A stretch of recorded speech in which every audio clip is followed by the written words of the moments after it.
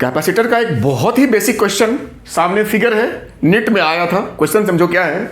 दो points A और B, इनके बीच में तीन कैपेसिटर 3 माइक्रोफराड 3 माइक्रोफराड 3 माइक्रोफराड कुछ यूं लगे हुए हैं। तो नेट कैपेसिटेंस ए और बी के बीच में कितना होगा ये बताना है। अब हमने आपको कई बार समझाया है कि यहां पे हमें ये देखना होता है कि कैपेसिटर जो हैं वो या तो सीरीज में होंगे या पैरेलल में होंगे। नॉर्मली मैं बोल रहा हूं, कुछ स्पेशल केसेस भी होती हैं। यहां पे हमें सीरीज पैरेलल बस देखना है।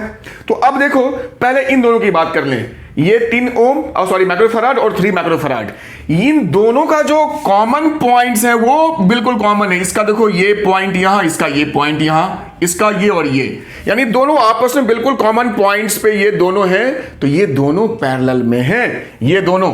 अब दूसरी बात ध्यान क्या देना है वो भी समझ लो कि जो कैपेसिटर्स पैरेलल में होता है उसका फॉर्मूला सिंपल होता है, C = C1 + C2। ध्यान देना, रेजिस्टर्स में 1/R = 1/R1 + 1/R2 होता है, तो वह कंफ्यूजन नहीं होनी चाहिए। यहां पैरेलल में लगेगा ये फॉर्मूला। तो भाई ये 3 और ये 3, तो ये मेरा हो गया 6 माइक्रोफराड, ये दोनों मिलकर के। अब फिगर को मैं रीड्रॉ करता हूं, काम आसान हो जाएगा। तो देखो, ये जो मेरा 3 माइक्रोफराड है इसको तो मैंने यहां लिख लिया, ये मेरा पॉइंट ए आपको दिख रहा है। अब ये दोनों मिलकर के 6 माइक्रोफराड हो गए, तो इसको हमने यहां पे लिख लिया, ये मेरा पॉइंट बी हो गया, ये मेरा पॉइंट बी हो गया, ये मेरा 6 माइक्रोफराड, ये 3 माइक्रोफराड। अब देखो, ये और ये दोनों एक ही लाइन पे है, मतलब यहां से जब मैं यहां जाऊंगा तो रास्ते में कोई जंक्शन, कोई ब्रांच नहीं है। तो उस कंडीशन में मैंने आपको बार बार समझाया है कि जो रेजिस्टर हो या कैपेसिटर हो वो सीरीज में होते हैं। तो ये दोनों कैपेसिटर सीरीज में है। अब सीरीज में भाई फॉर्मूला क्या होता है, 1/C = 1/C1 + 1/C2।